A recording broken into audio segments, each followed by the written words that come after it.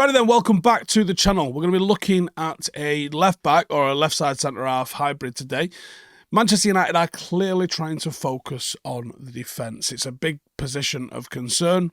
It looks like we might even be signing 3 players all to play in defence. We know that about the bid that's gone in for De Ligt. That looks like it's quite straightforward to get done. There's been a couple of bids going for Jared Branthwaite. There's been a bid accepted for Lenny Yoro, although it's up to the player because he still wants to go to Real Madrid. And then there's been some reports that United are eyeing up the possibility or thinking about putting a bid in or inquired about, it's all a little bit wishy-washy, isn't it, this, about Dávid Hancko of Feyenoord.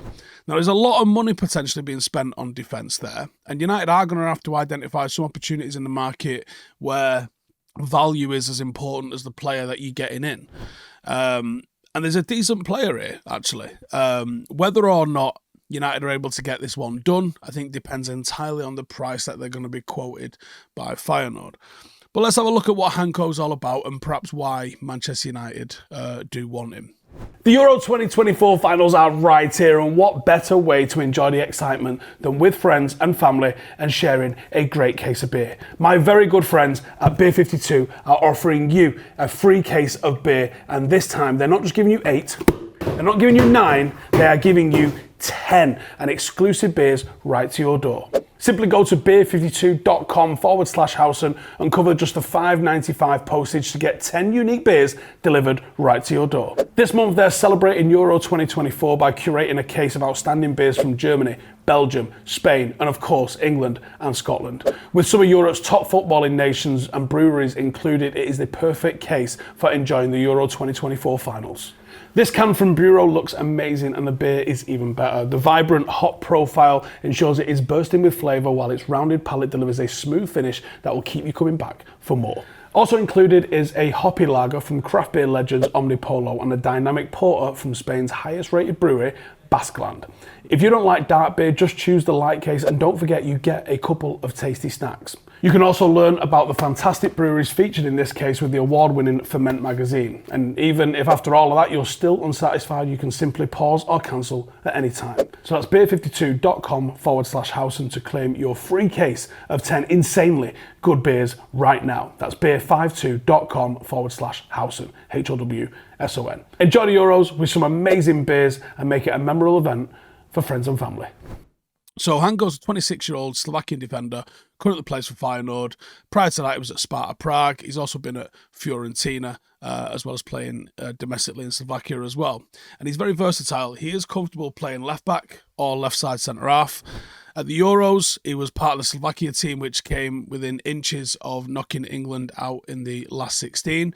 He's a big lad, he's 6'1", he's got a pretty impressive combination of both speed and strength, and he's got some real good physical attributes which seem like they've been more than enough to step up in the Premier League. He plays in the Eredivisie. His best traits have shined there, where he's been able to physically overpower and dominate attackers that he gets up against, and there's no question that he was going to get an international call-up for the Euros. In the 22-23 season, he had the best defensive dual success rate out of any centre-half in Eredivisie, and compared to the other centre-halves, his stats are going to get skewed a little bit because he rotates in and out at fullback.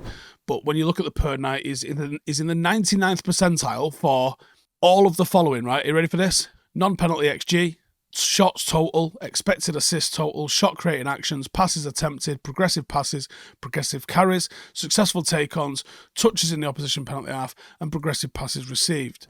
Yes, hard to make that out because of the fact he's rotated in and out at left back and centre half, but basically he's getting in the mixer. Now, he's a player that would join United instantly and become a valuable member of the squad, if not starting immediately. And I believe that United are looking, from the Chilwell news earlier in the week, I believe United are looking for backup at left back. Malacia is still not fit. Luke Shaw's fitness is a coin toss. So I think if you're looking at bringing someone like this in, the fact that he can fill in at centre half is a bonus because he'll probably get some games there. But he could also get games at left back and put a little bit of pressure on Luke Shaw at the same time. And I think that's a positive thing. He's not going to start week in, week out. But when you look at the injury list this season, he probably would have played 50 games. He's reliable. He's versatile. I think having players that are multi-rolled is essential to challenging. And Hancko absolutely does that. So if you're buying a player that can fulfill two positions, he's going to get games for us. Now, like we said, Shaw and Malacia have had big injuries. You've also had Martinez, and if you bring in De Ligt, they've missed games lately as well, and he can swap in for any of those. The problem is, I think what United are bidding at the moment isn't what Feyenoord want, and 30 million on a player that's not going to directly improve the starting 11 feels a bit of a mistake. But obviously, I'm not aware of the entire financial situation of the club. If the club's like, we've got this coming in, you've got these players going out. If we get him, it isn't going to affect us getting some of the other positions that are probably a little bit more of a priority. A defensive midfielder, I imagine the defence is getting sorted, and this would sort the defence, as well as someone like a De Ligt. And if you got De Ligt, Euro, and Hancko, defence is okay. I'm not worried about the defence. That's fine. It'll be fine. But you've still got no midfield, and there's not enough depth up front. Xerxes looks like it's going to happen. Okay, that's fine. What else is coming? Like, I went through the squad building list the other day. This is still a 5 out of 10 United squad. We're nowhere near it. 30 million to me seems... yeah, probably a fair price, right? And if you get it for 25, I think you've probably got a decent bargain there with that. But you've got to fix the other issues in the squad. Yes, it'd be fantastic having a great defence, but if we've got no midfield, we're not winning anything. And I know you've got to start somewhere and build this, but you're like, could we not give Harry Amas a go as the backup? You've just allowed Fernandes to go Benfica. Like... recruitment is important, and I'd argue that it's the most important. But retention is important. Retaining the right players and not letting them go for absolutely nothing is a problem. We allowed Ted and Mengi to go, and the guy played... do you know what? I bet he might have played more Premier League games last season than any centre-half at Manchester United. I don't want to just go and Google that now, but I bet I'm not far off on that, right? We allowed Ted and Mengi to go, and he probably played more than, if not at least as many as, any other player in our squad in the Premier League last season. And we let him go for nothing, basically. Yeah? Free, basically. I know it was 800 grand, 700 grand, something like that. Do you know what I mean? If you'd have retained him, we'd have been better last season. Correct? Correct, right? If we'd have retained Fernandes, would he have played? He'd have played. So recruitment's important, but not allowing good prospects to go. We allowed a Premier League centre-half to leave. That's factually. He was a Premier League centre-half last season, and we just let him go. Alvaro's gone after a fantastic season in the Championship. Now he's a Portuguese league player. I'll just let him go. Both of those players would have played for Manchester United last season. Both of them were here last summer, and both of those were allowed to leave. So you don't have to make £30 million signings. That 30 million that you're going to spend on Hancko, that could have just been not spent elsewhere, and you've still got Ted and Mengi, and you've still got Alvaro Fernandes. This is where Manchester United have to improve. We have good players. We have players that are going to go on and have decent careers. Tedden needs game time. Okay, can we not have loaned him to Luton last summer? And then maybe when all the injuries hit around Christmas, recall him. And he'd have played 6 months at Manchester United. And you'd have seen in those first 4 or 5 months that this kid can play in the Premier League. Yeah, Luton are going to be pissed off, but guess what? He's our player. And could you not have done the same with Fernandes?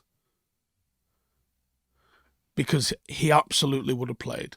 And that's the issue. It's so short-sighted. This is why you end up signing Sancho and Anthony back-to-back, wasting 160 million on a couple of players. 190 million if you want to throw in Ahmad into the mix as well. And out of those 3 players there, you still don't actually have, for sure, a starting player. Nearly 200 million. I bet it's over 200 million when you throw agents' fees and wages in. Over 200 million on one position. Still don't have a starter. It's fucking scandalous. And when you throw Mason Greenwood and the fact that he was playing into that there as well, the amount of players you had in that position, and for whatever reason, you ain't able to play them, forward planning has to be so much better. so much better, and you don't end up with situations like this. But not to derail the Hancko thing. Sanko. I think Dávid Hancko's a good player. If we can get him for under what they want at 30 million, I'm kind of there for it. But I think there's so many other positions to prioritise. I like it. I like raising the floor. I like eliminating weaknesses. But we've got no midfield. Let's get a midfield. He's not a bad player. He'd do all right for us, but let's get a midfield in, right? Anyway, take it easy. See you in a bit. Hey, thank you for watching the video. If you are new around these parts, then don't forget to subscribe. My channel is proudly supported by my community on Patreon. If you'd like to get a little bit of extra content, a Discord group, meetups, five-a-side games, weekly podcasts, behind the scenes, and even an occasional bit of transfer news as and when I get it, then for the price of a pint, you can show your appreciation for the content that we make and get some goodies for doing so as well. Check the link in the description or click the button right here. You'll also find all of my socials here too if you want to follow me on any of those platforms. Nice one.